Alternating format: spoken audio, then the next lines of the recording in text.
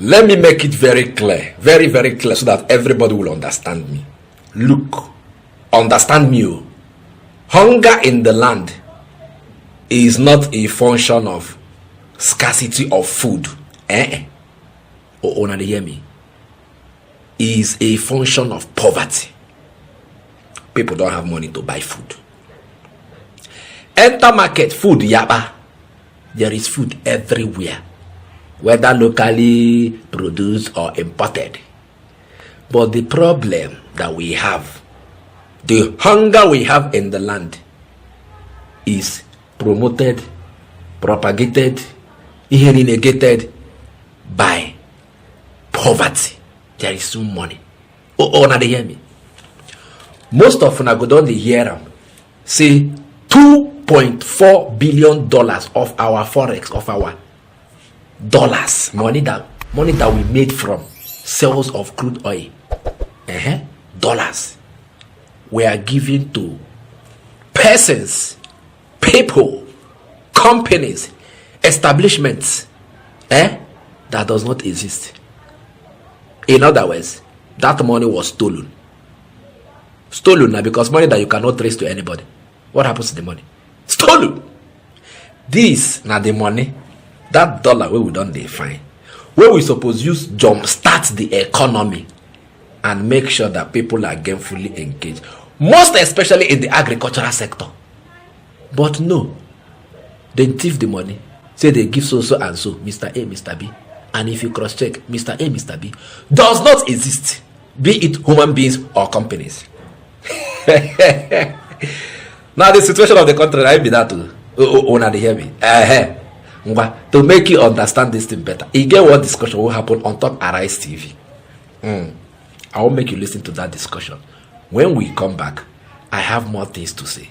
Watch.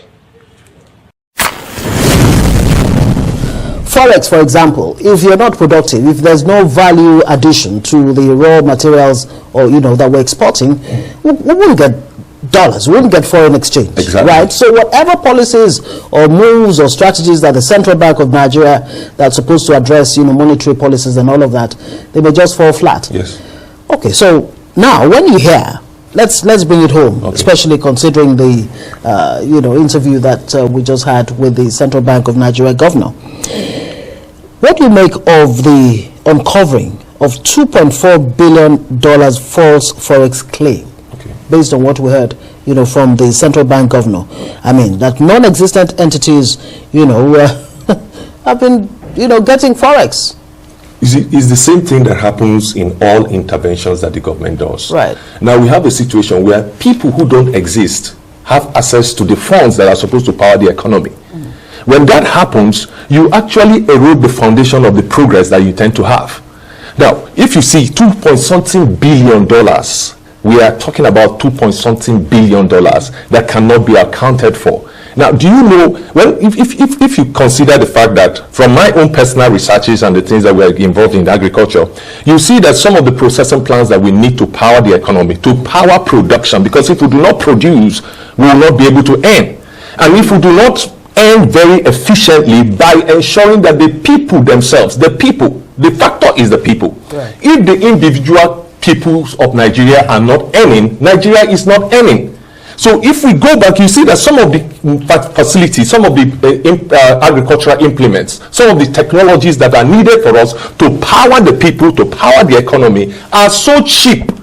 Now, $2.something billion invested efficiently and effectively in any sector of our economy will have greater impact than the amount itself as an entity, because the people will turn that amount of money over. So we have a situation where even in all the interventions that the government is doing, I want to talk about agriculture specifically, because agriculture has the power. You see, we invest so much money into oil and into mineral resources, and we do not invest equivalent, even a little of it, into agriculture. If we invested 10% of what we use for exploration of oil into the exploration of agriculture, Nigeria will earn more money, more dollars from agriculture than we are earning from money, from oil. And then let me tell you something.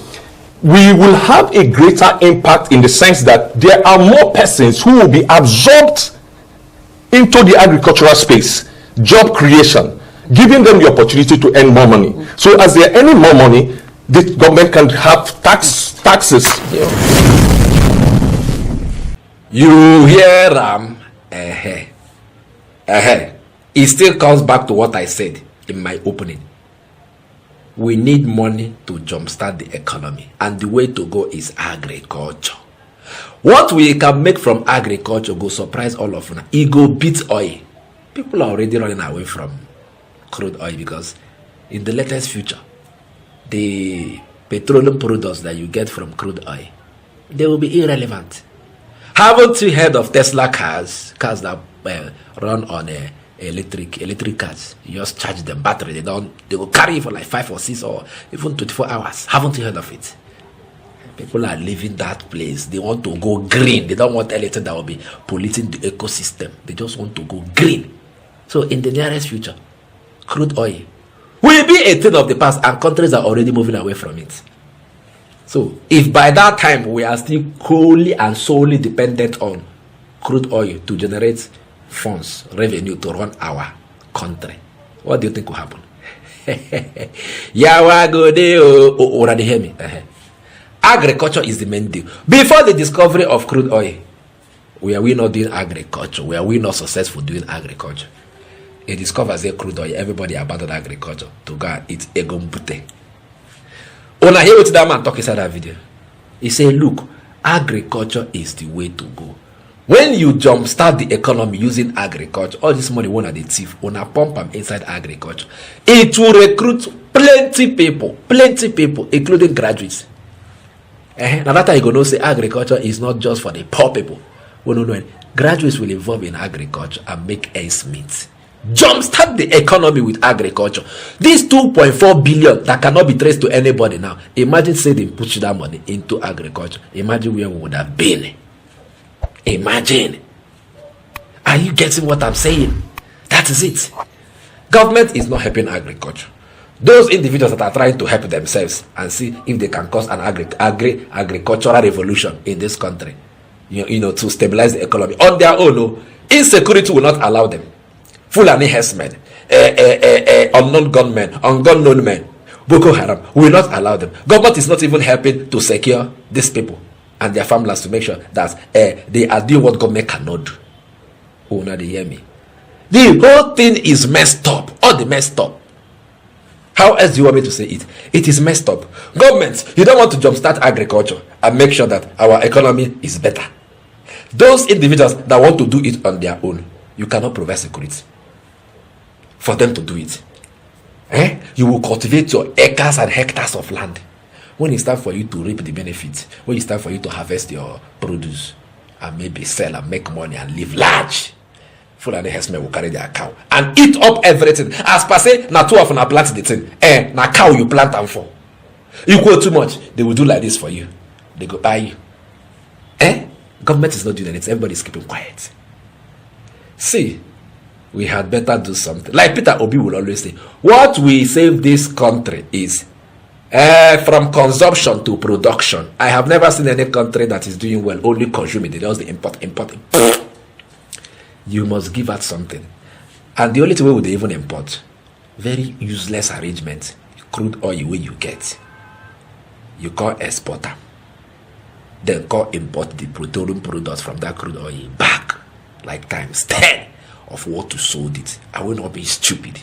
Whereas, we can do like Kuwait. Our oil comes out here. Refine it here. Then export our petroleum products. So that we know that we are not buying anything from anybody that has to do with petroleum products. Because now we get the crude oil. But our own, we'll export crude oil and then import petroleum products because we have refused to let our refineries work. And then we'll go define money to subsidize so that the people can buy because we are importing on the high side.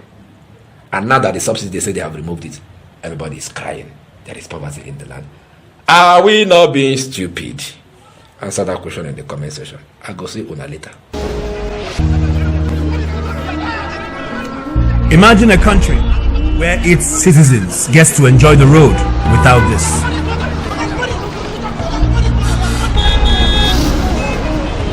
Imagine a country where unprecedented fuel scarcity does not cause panic at the filling station.